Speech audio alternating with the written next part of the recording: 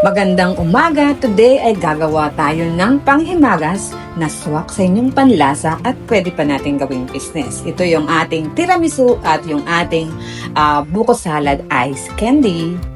Para sa ating ingredients, gagamit tayo ng fruit cocktail, nestle cream, condensed milk, evaporated milk, at yung ating fresh buko milk. So first, i-drain muna natin yung ating fruit cocktail. So, hatiin natin siya sa dalawang part kasi yung isang part ay i-blender natin. At meron din tayong young coconut milk or buko. So, i-blender natin yung kalahati ng fruit cocktail.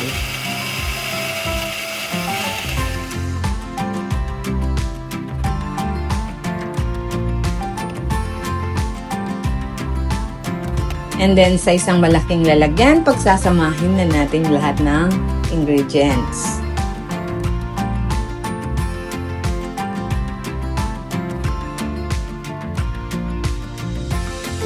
Gagamit tayo ng hand mixer para yung ating nestle cream ay hindi magbuo-buo. So, gumawa na rin ako ng simple syrup. Yung pagsasamahin lang yung tubig at saka yung asukal at pakukuluin. So, after mailagay lahat natin ng ingredients, ito ay hahaluin. Okay.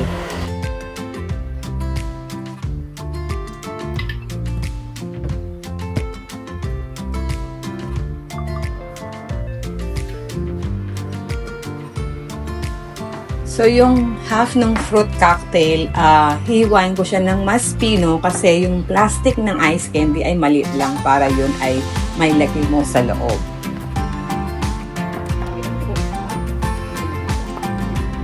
So, ito bale yung base ingredient natin na una nating ilalagay sa plastic yung ating fruit cocktail at yung ating fresh young coconut meat.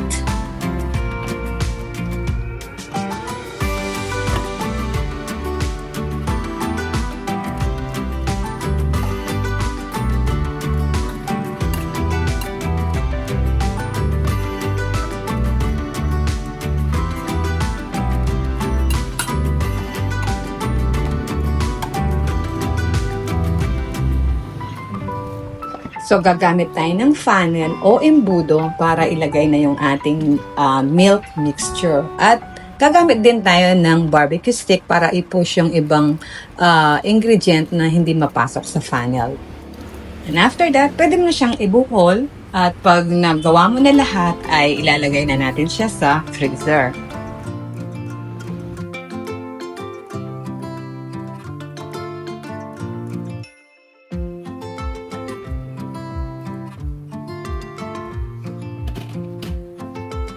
Ayan, ready na nating palamigin yung ating buko salad ice candy.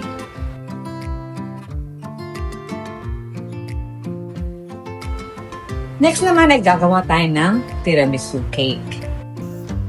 Para naman sa ating tiramisu cake, ang mga ingredients ay condensed milk, nestle cream, cream cheese, vanilla, cocoa powder, ladyfinger, and yung coffee. I'm using cream cheese kasi walang mascarpone dito. So, yung ating cream cheese, using a hand mixer, i-blend natin siya. Yung kailangan wala siyang lumps. And then, nilalagay na natin yung ating nestle cream.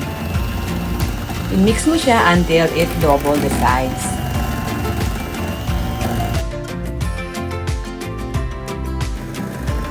And then, mix it until it's smooth at wala nang makikitang mga lumps.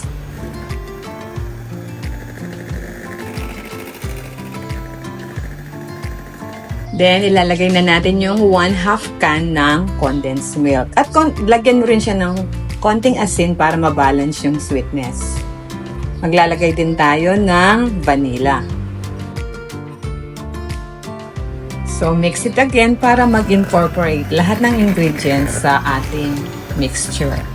At para mas firm yung mixture, i-freezer mo muna siya bago mo i-apply dun sa yung mga ladyfingers na biscuits. So, this will be our container for the tiramisu. Lalagyan natin siya ng parchment paper para hindi magdikit yung ating cake sa container. And at first, i-assemble mo muna yung mga lady fingers para malaman mo kung hanggang ilan ang mailalagay at yung ibang space na dapat mo rin lagyan kasi minsan hindi siya sakto.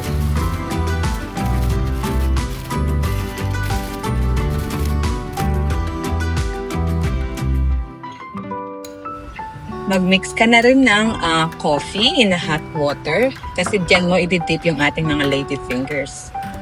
Usually, yung coffee ay nilalagyan ng rum. Since it's kid-friendly yung ating gagawin, hindi natin siya lalagyan ng anything alcohol. Quickly dip the lady finger into the coffee para hindi maging mushy yung iyong mga cookies. And arrange them in a single layer. So take out the cream from the freezer and spread evenly onto the lady fingers. So after ma-spread mo yung cream evenly sa lady fingers, you can now start yung second layer ng lady fingers.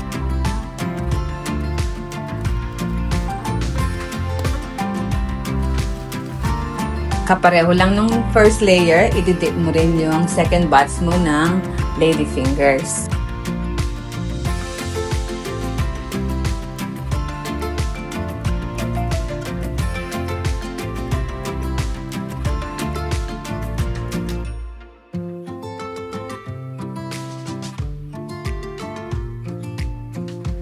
And then, you can spread na yung natitira mong cream mixture sa mga lady fingers. So, you have a 2-layer of lady fingers niyan. Kung gusto mong mas makapal yung cake mo, you can do another layer.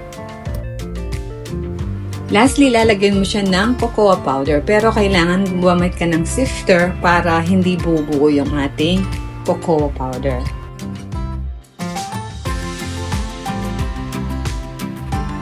Now it's ready. Lagyan na natin siya ng takip at i-freeze natin siya overnight. After 24 hours, ito na yung ating finished product. See kung gaano ka-helpful yung parchment paper at makukuha mo siya ng buo from the container.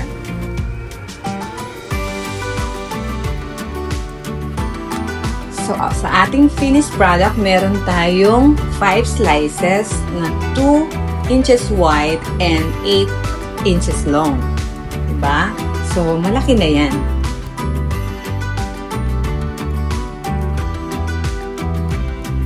So, ayan, makikita nyo yung layer ng lady fingers at yung cream.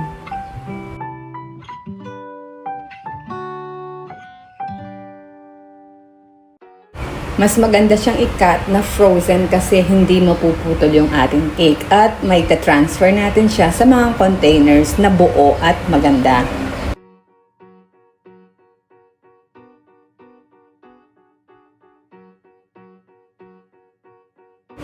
Ito na yung ating finished product.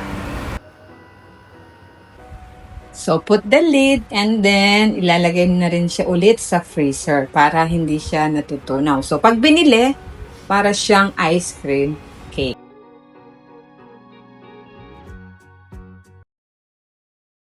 And that's all for today. Thank you for watching.